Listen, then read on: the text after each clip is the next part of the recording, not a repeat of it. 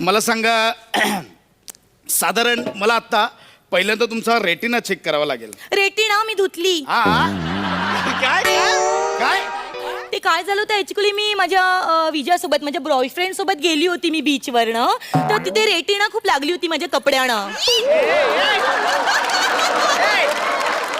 या तर ती रेटिना मी धुतली. खूप इचिंग करत होती. अच्छा तुम्ही समुद्रावर गेली ती रेटी तुम्हाला लागली मग ती रेटी तुम्ही धुतली. त्या समुद्रात तू काय ना बुडली.